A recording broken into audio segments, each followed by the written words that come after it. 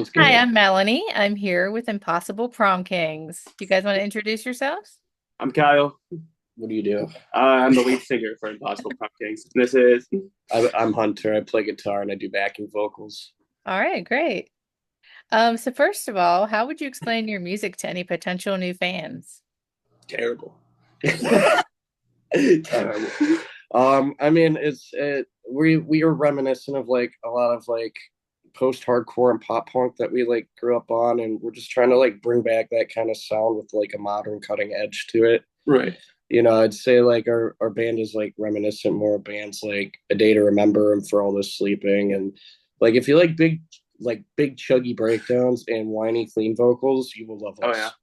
yeah. We're trying to make music that's kind of like reminiscent of the past. We're not trying to dig up the past. We're just trying to Revitalize it, honor it even. revive Yeah, it. stuff we like Yeah. so much. Yeah, Why not absolutely. make All music like? right.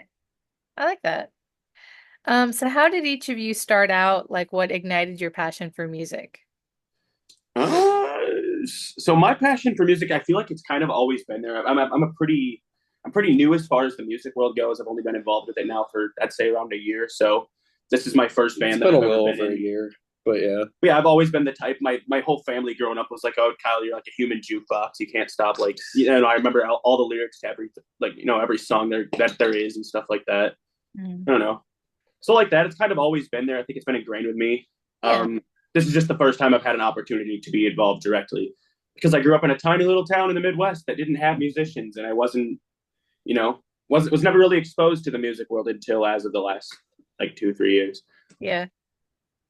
All right. Yeah, as far as me, I've always like hearing the bands that I like growing up and stuff. I've always wanted to do something like that, and I got extremely addicted to the stage after playing in a band for the first time ever, and it's a feeling that you can't describe unless you do it. You know what I mean? I'm very grateful. I've done a lot of like really cool shit and have some amazing memories from doing music, and so we're not here to make money.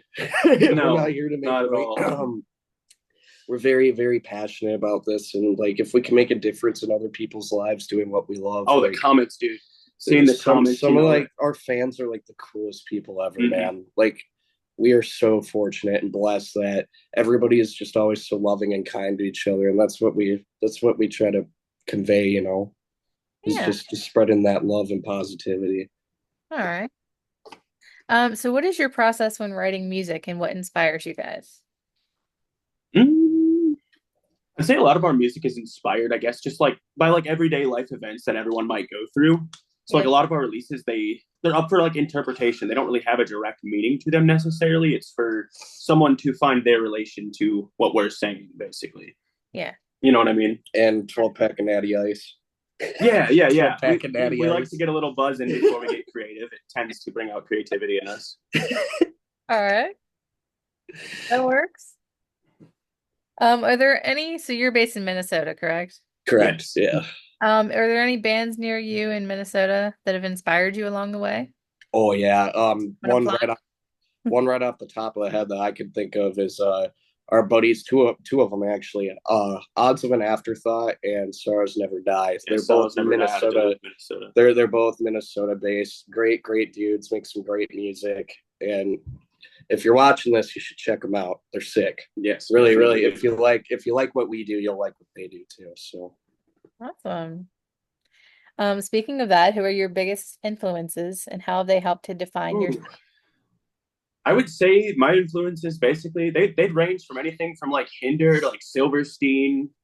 Uh, I don't know, basically just a lot of like fucking Scott Stapp. Yeah, Scott Stapp, Creed, like a big conglomeration. Just a massive amount of people have come together to make my music taste what it is and what I like to hear and create. And I'm not trying to like imitate anybody specifically, but it's nice to make music that kind of reminds you or gives you the same feeling that you get making music as you do listening to it, which is amazing. I like that answer. Yeah. As far as my end of things, because like we do like the majority of the writing in this band, but like we have done a couple that they aren't quite out yet, so can't say too much, but that we're finally starting to jam together and actually write as a unit. But as far as this first record that we've been hiding. I would say like the biggest influences would be bands kind of like, You're a Day to Remember and For All This Sleeping. A big one, a lot of people, like if you know me personally, you know it, but a big one that a lot of people might not catch on to is Avenged Sevenfold. For sure. They are like my all-time favorite. Like Sister Gates, like watching him when I was younger, I was like, I want to do that one. He's day. Like your idol, isn't he? He's one of them. He's one of them, yeah. So really cool shit. Good choices. Can you talk about the creative process behind your new single, Chastise? Ooh. We were angry. We were mad. Everyone gets mad sometimes. Yeah, they did. Go on. No, they do, yeah. Yeah. Oh, yeah. And we hadn't really had a song up until that point where it was just like the whole song was made in anger. That's what the song was made about. Anger, frustration, in relationships, that kind of stuff. So like the creative process for that, I guess it's sort of, that song basically wrote itself, because I don't remember exactly what it was. It probably wasn't that important given us. No, but we were both angry one day, and we just decided to lock ourselves in the studio for 6 hours and make a song. That's the product of it. That's a child. And those are arguably like for us the best ones, the ones that just write them fucking selves. Yeah. But yeah, it's just letting out that pent up anger and rage that you want to sock somebody in the fucking face, but then you don't. You go and record and you don't do it. You let it out that way. It's a healthy coping, I feel like. And on top of that, we just want something heavy. We wanted something heavier than what we already had. Yeah, because like as a whole, this record that isn't out yet, like we have a mix of heavy and the poppier stuff, but we want something. So. We wanted it more punky with some breakdowns and a little more cutting edge to it. So yeah. Music you can dance to as well. Yeah, music you can two-stepping and stuff.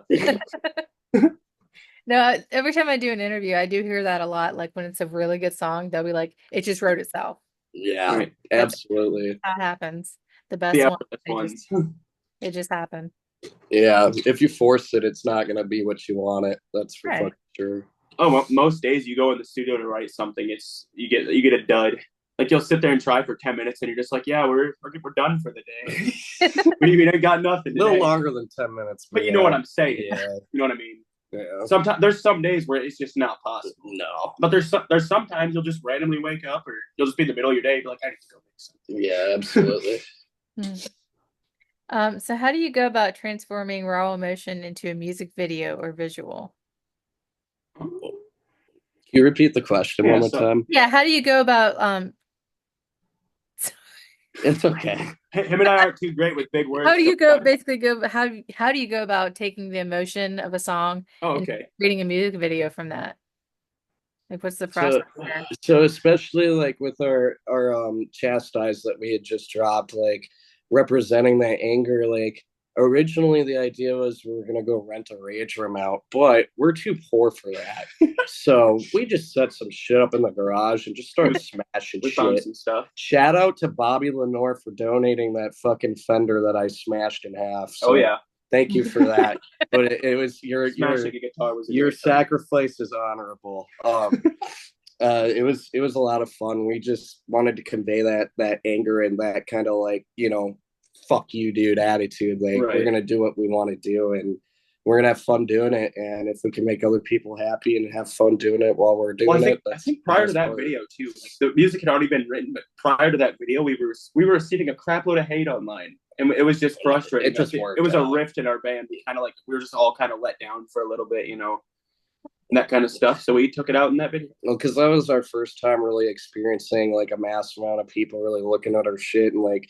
We're really excited about this, and then to go online and see some of the crazy ass shit people say. Yeah. Oh, it's bad. Like, people don't have a filter. I would say we took on the chin like a champ, but at the same time, like, fuck those people. Like, we're gonna do what we want to fucking do, and if they got a problem, they don't have to fucking listen to us. Exactly. So we're gonna have fun, and we're gonna spread the love, and that's all I gotta say. I'll still say it though. We're here for the fans and the haters. We'll take all of them. We love our haters. Right people. Yeah. So what else are you both passionate about besides music? Call of Duty. Call of Duty. I mean, I could sort of share that. I find passions, aka hobbies, about once a year. I switch it up. I just find new stuff to do. think I might be ADHD. I'm not sure. Anything recent though, or is it just a fucking? Oh, recently I'm back into gaming again. I haven't been gaming for a long time, but yeah, gaming's fun. All right. What are your music career goals? Where do you see yourselves in the distant future? Hopefully doing some crazy ass shit. Like, we want to do what everybody else wants, playing the big shows and doing the tours and having the big releases. Like, we're just so lucky and fortunate and grateful to be where we're at, even because we haven't I'm even very grateful to be where we're we at. haven't even been a band a year yet. No. It's been since January, and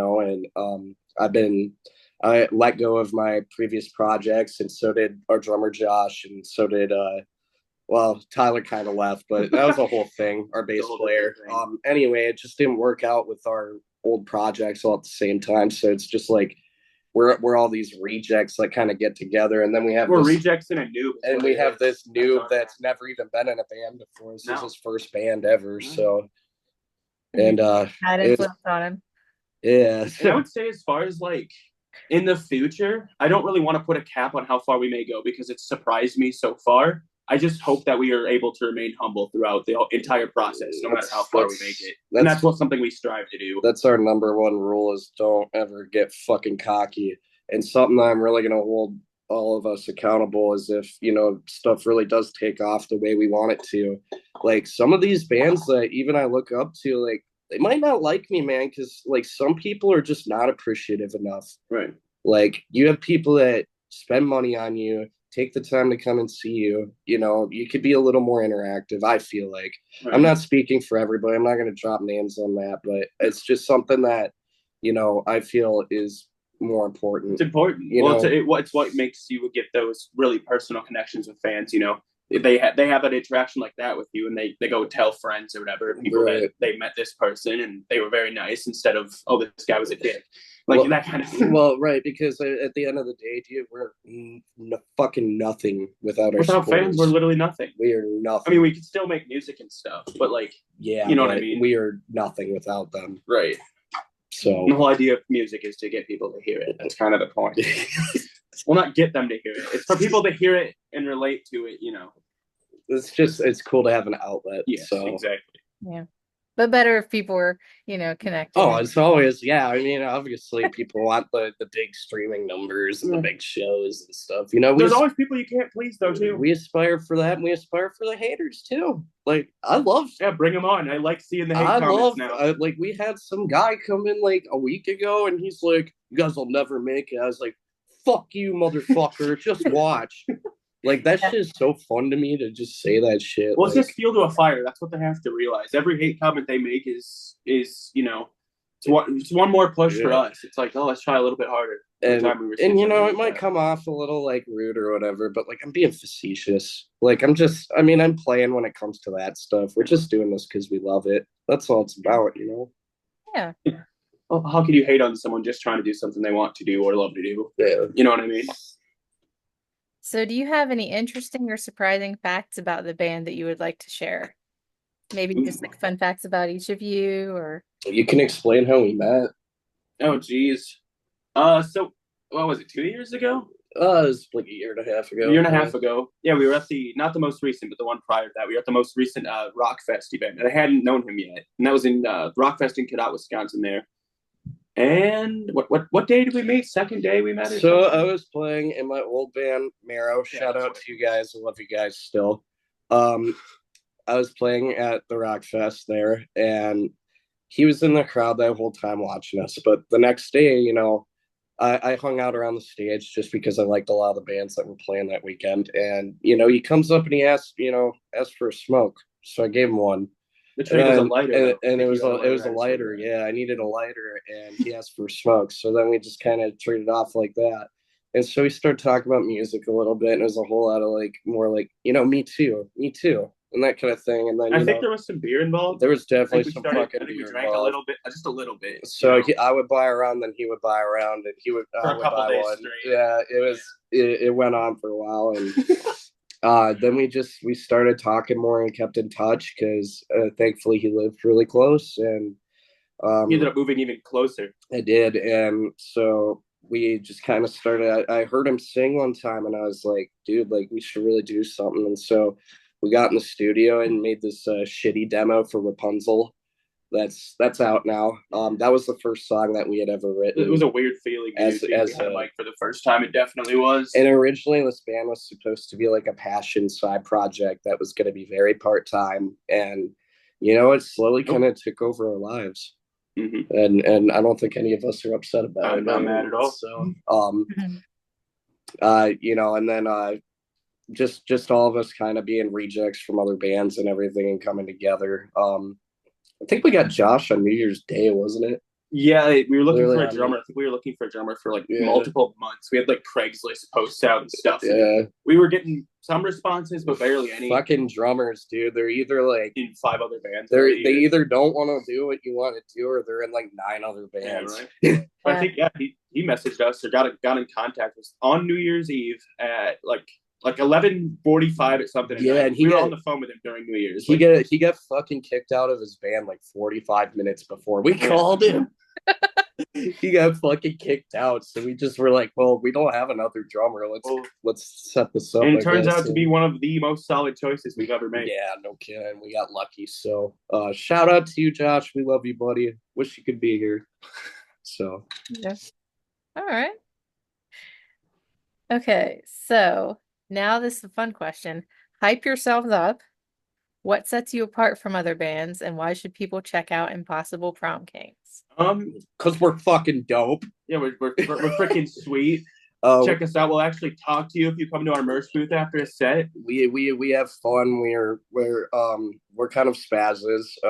We like to joke around and have fun. We do our live streams where we're very interactive. TikTok's like I said, a very fun thing. I just feel like a lot of bands are lacking the interactiveness nowadays, and so everything feels so cookie cutter, dude. I feel like we really kick ourselves in the ass to really try and keep the fans number one priority with stuff. No matter how many there is, aside from our personal life, anyway. So we party. We like to party. We do like to party. We do respect sober partying too. So we're not pieces of shit. So there is that. That's good. So we like to have fun, and we throw on crazy shows, and all the bands that we always play with are really we pick and choose very carefully who we like to surround ourselves with. So, but on the flip side of that, we don't take ourselves too seriously. It's kind of, I feel like it's a key as well. To not take it's how you're made humble is take yourself, or no, don't take yourself too seriously. There's a time and place to be serious. Yes. So and most times aren't it, to be honest with you. And